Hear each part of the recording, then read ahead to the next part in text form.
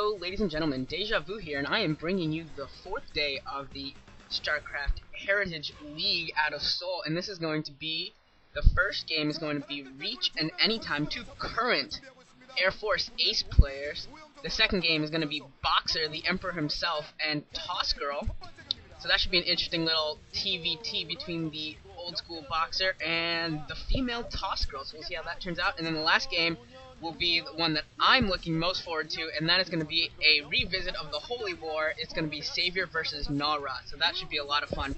But this is Reach and Anytime. Reach on the right, Anytime on the left. Both these players are an ace.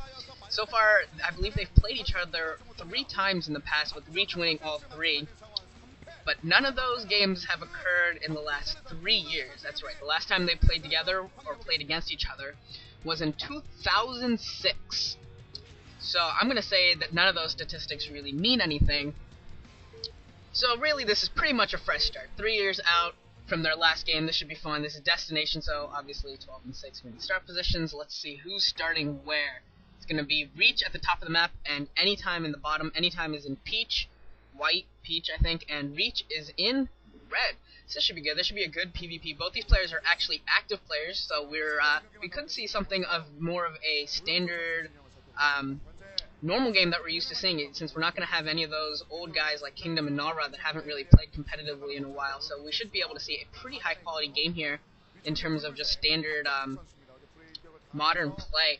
And both these guys actually have been looking pretty good in the last couple rounds of the Pro League. Neither of them really advanced in the Star Leagues in any way, shape, or form. But, you know what? Air Force Ace was actually winning some games there, especially in the 5th round. I think they might have gotten close to 500 a couple of times. I don't know exactly how they finished, but they finished pretty well. And, yeah, that is definitely something to look forward to, as we do have a lot of ace players, or former ace players in here. I think 3 active ace, Reach, Anytime, in yellow, and then you've got Boxer, who is the founder of ace, really. So we've got a huge ace representation here in the Heritage League. And it looks like nothing crazy going to go on here. No proxy build here. Both players are going to play relatively standard, at least to start. Probably going to see gateways and assimilators and cybernetics core, and then we're going to see the tech choices. Neither player deciding to scout out early either. So yeah, it looks like we're just going to advance into the basic beginning, and now we're getting to see both players' little tags. I don't know what they call them, posters, whatever, that they get to put in their windows. Reach's looks pretty cool. But Anytimes, I couldn't really tell if what he was doing in his pictures. Nothing really special there. And hey, look at that. We've got, what? I don't know what that says. I'm from America. I'm from America. You know what? I know that guy's face. I can't remember what his name is. I'm drawing a blank. He looks so familiar, and I'm sure I know it. And someone's gonna tell me afterwards and be like, "You're retarded. How do you not recognize him?" And I'm gonna be like, "I don't know." For Ire! For Ire! I love it. For Ire. I believe that's supposed to be, yeah. That is awesome. For Ire. Although they spelled it wrong. That is fail. A-U-I. I'm pretty sure it's A-I-U-R. That is fail. And, yeah, I'm a little bit of fail too, so that's okay. And, yeah, both players scouting out each other now, and both players throwing down anti-manor pylons. And no cybernetics core yet for either player. Instead, we see a Zealot out for Reach and a Zealot out for Anytime. I'm going to try and chase the probes away at the moment, but I don't think either player is going to allow their probes to die to a simple little Zealot. They're going to wait, and they're going to be forced to wait until a Dragoon pops. Both players throwing down cybernetics core. So yeah, we're going to have to wait until the first Dragoon pops for either of these probes to die. I've got to say, it'd be a shocker to me, really, to see either of the players lose their probes. Second gateway going down for Reach now as well. Anytime not throwing down the second gateway quite yet, so that might let him actually get his, if he does decide to go for robotics facility, he can probably get that up a little bit faster, and maybe try and get a little bit of an advantage that way, whereas Reach is going to have a few more units out on the field a little bit earlier, especially if he can transition this maybe into a lot of Dragoons early on, and maybe even bypass the whole Reaver game altogether. He might be able to take a little bit of try and go for an early break, which is a possibility for him as well. But he's got to get rid of Anytime's probe as soon as he can. And there's a second gateway for Anytime, much later, well, pretty much later than Reach's, but I don't think it's going to really matter. Reach is researching Dragoon range at his cybernetics core, and I assume that Anytime is as well.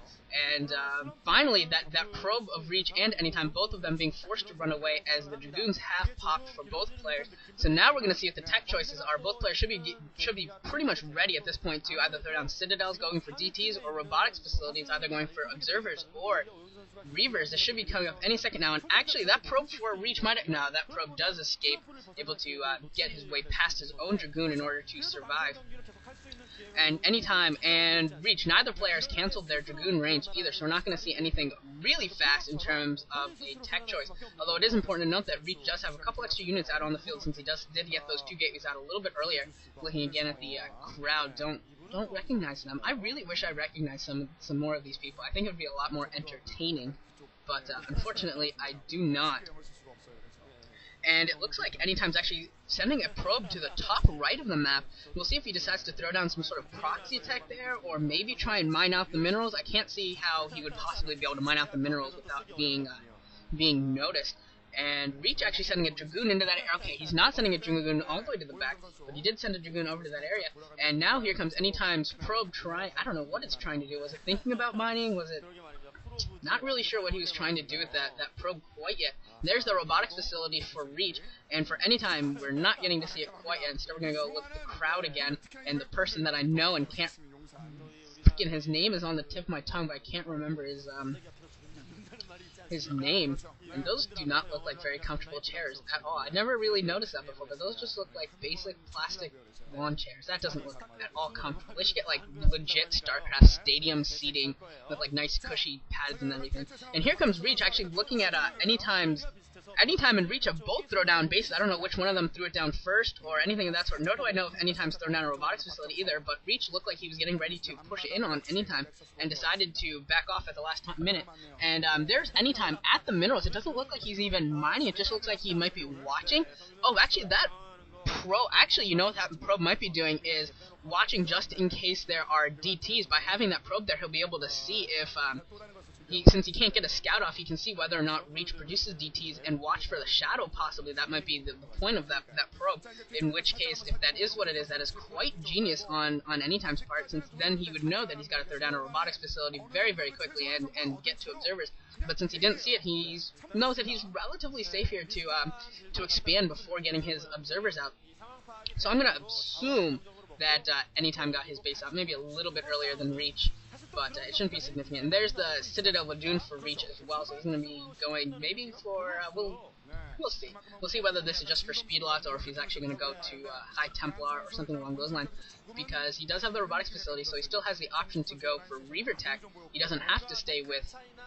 He doesn't have to go Templar if he doesn't want to, but with the Templar Archives or with the Citadel Lagoon, it looks like he is going to be going for High Templar instead of Reavers for his massive amount of damage. And there's the Citadel of Lagoon and the Observatory for Anytime as well, so both players going with the same, very, very similar build here. I think the order was slightly different, but for the most part, it's pretty much the same. They expanded at about the same point, and their tech are going up at approximately the same time as well.